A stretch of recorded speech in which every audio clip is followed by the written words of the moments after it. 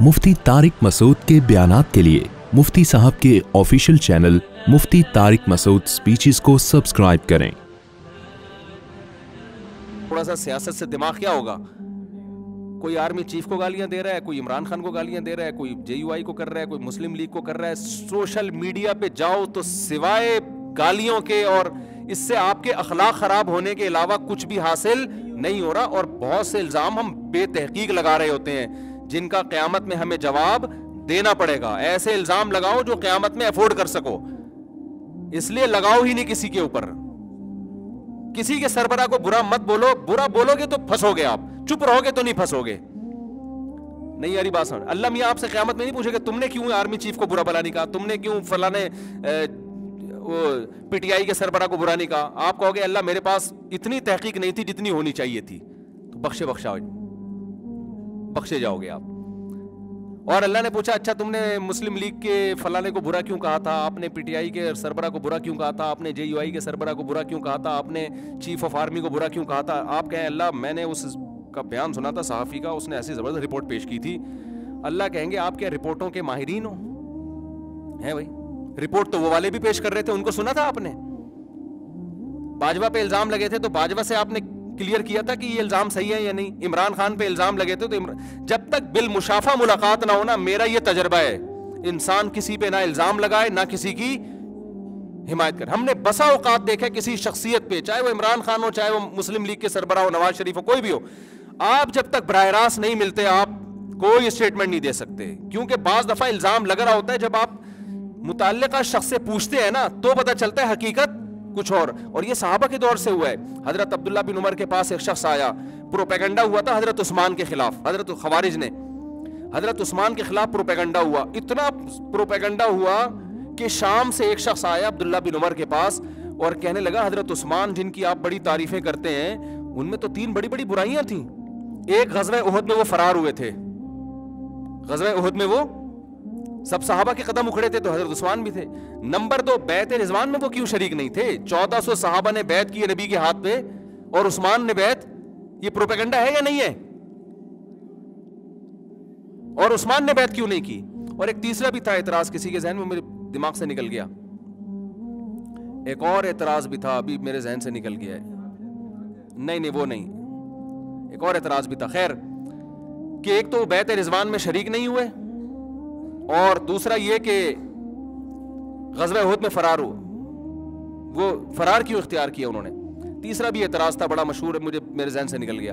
तो खैर अब्दुल्ला बिन उमर ने फरमाया कि ग़ज़वा उहद में अगर वो फरार हुए थे तो कुरान में अल्लाह ने उनकी मुआफ़ी का ऐलान कर दिया है। जो भी सहाबा ग़ज़वा उहद में फरार हुए थे अल्लाह ने सब की मुआफ़ी कुरान में नाजिल कर दी है। जब अल्लाह ने तौबा कबूल कर ली है तो तुम्हें क्या ज़रूरत है भाई एतराज़ करने की।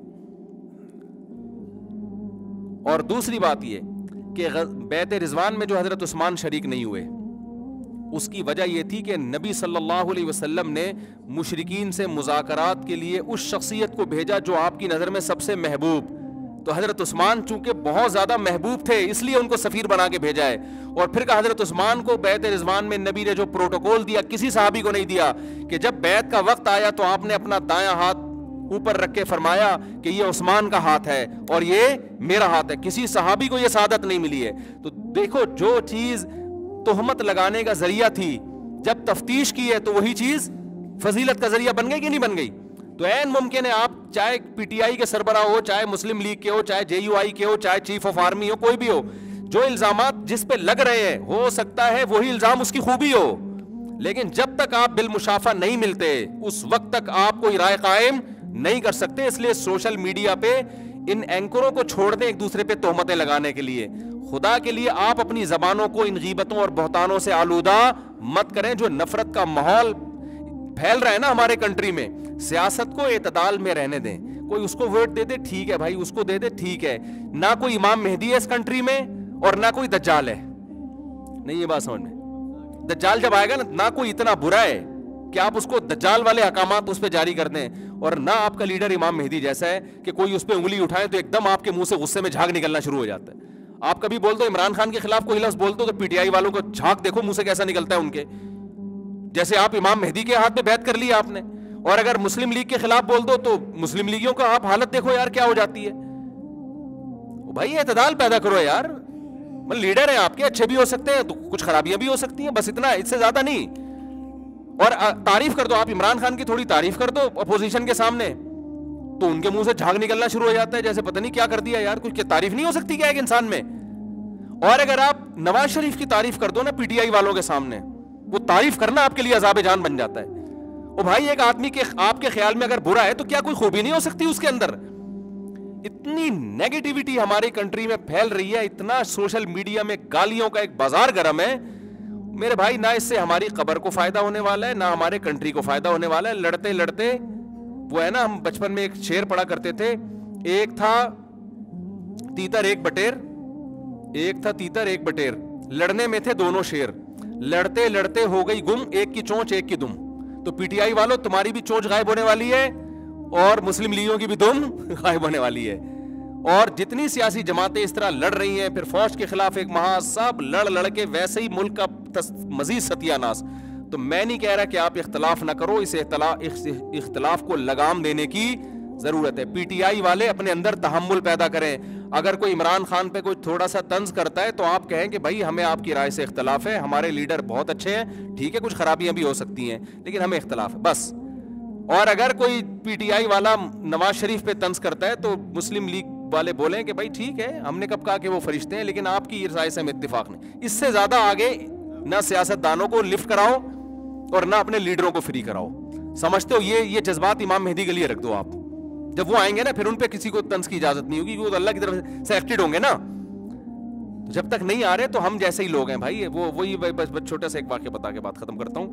وہ ایک ہارون رشید جو ہے نا خلیفہ, وہ جا رہا تھا بڑی شاہی سواری میں نا, تو آج کل لوگ سیاسی لیڈروں کو بہت برا بھلا بھی کہتے ہیں, تو اتنا بھی برا بھلا مت کہو بھائی, اتنا بھی نہیں کہو, تھوڑا سا اعتدال سے کام لو. کچھ خوبیاں بھی ہوتی ہیں, ہر ایک میں ہوتی ہیں.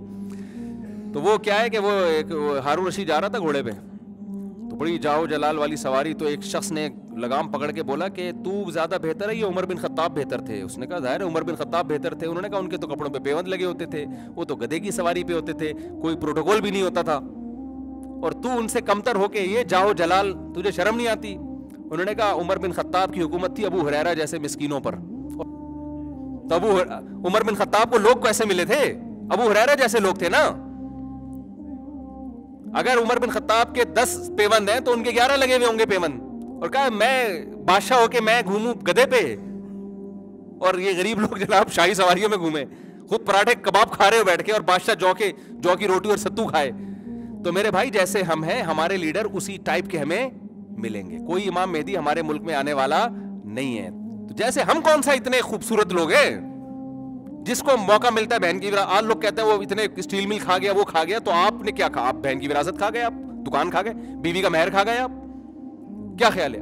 ابا بچے کو جیب خرچی دیتا ہے نا ابا, آج کل وہ اس میں سے پان گٹکے کے پیسے نکال رہا ہوتا ہے اپنے, وہ اس میں سے پان گٹکے کے. ہاں کچھ ہمارے لیڈر ایسے ہیں جو بہت ہی اعلیٰ مقام پر ہیں, تو تھوڑے ہیں جن کو ہم برا بلا کہہ رہے ہیں نا, ان میں کچھ خوبیاں بھی ہوتی ہیں, کچھ خامیاں بھی ہوتی ہیں. اور جن کو ہم اچھا کہہ رہے ہوتے ہیں تو ہمارے خیال میں اچھائیاں زیادہ ہیں, خامیاں کم ہیں. لیکن یہ کہ خامی لیس ہے, ایک لفظ کسی لیڈر کے خلاف بول دو, سامنے والے کے منہ سے جھاگ نکلنا شروع ہو جاتا ہے غصے میں. او بھائی یہ تم اپنے باپ سے ایسی تمہیں عقیدت نہیں ہے, تم پتہ نہیں اپنے لیڈروں کو اپنا باپ کیوں بنا لیا تم نے. ووٹ دو, ٹھپا لگا کے آ جایا کرو بس, اس سے زیادہ فری کرانے کی ضرورت نہیں ہے کسی کو. تھوڑی بہت تعریف کر دی, ہاں جی یس آج ہمارے وزیر اعظم کا بڑا خاندانی بیان آ گیا, بس اتنا کافی ہے. آج ہمارے وزیر اعظم نے جو بیان دیا ہمیں اس سے اتفاق نہیں ہے, بس اس سے زیادہ فری نہ کراؤ. باقی میں دیکھو ملا ہوں بہت سے لوگوں سے, میرا بھی کوئی تجربہ ہے نا, جن کو ہم برا کہہ رہے ہوتے ہیں خدا کی قسم وہ اتنے برے نہیں ہوتے جتنا ہم انہیں سمجھ رہے ہوتے ہیں, اور جن کو ہم اچھا کہہ رہے ہوتے ہیں خدا کی قسم وہ اتنے اچھے نہیں ہوتے جتنا ہم انہیں سمجھ رہے ہوتے ہیں. بس یہ ذہن میں رکھو, اتنے نہیں ہوتے, کچھ گڑبڑ ان میں بھی ہوتی ہیں. تو معتدل رہو, یہ تمیز سے اپنے باپ سے عقیدت کرو, ٹھیک ہے نا. جو محبت اپنے لیڈر کو دے رہے ہو کس کو دو؟ اپنے باپ کو دو. باپ جیسا بھی ہو, چرسی بھی ہو نا, تو شریعت کہتی ہے تمہارا باپ ہے, تم نے اس کو محبت دینی ہے. جو محبت باپ کو دینی ہے وہ اپنے باپ بیٹے میں لڑائیاں ہوئی ہیں, ایک جے یو آئی کا اس کا مسلم لیگ کا تھا, ایک پی ٹی آئی کا. باپ بیٹے میں لڑائیاں, بھی کل کیس آیا میرے, گولیاں چلی ہیں. تو چھوڑو یار, کیا کر رہے ہو تم, پتہ نہیں کس چکر میں پڑ گئے تم. تو بس اچھے ہیں, تھوڑے سے برے بھی ہیں, جو برے ہیں تھوڑے سے اچھے بھی ہیں, بس اتنا ہے, اس سے زیادہ نہیں. اللہ سمجھنے کی عمل کی توفیق دے, ہم تو یہی کہہ سکتے ہیں بھائی. وما علینا الا البلاغ.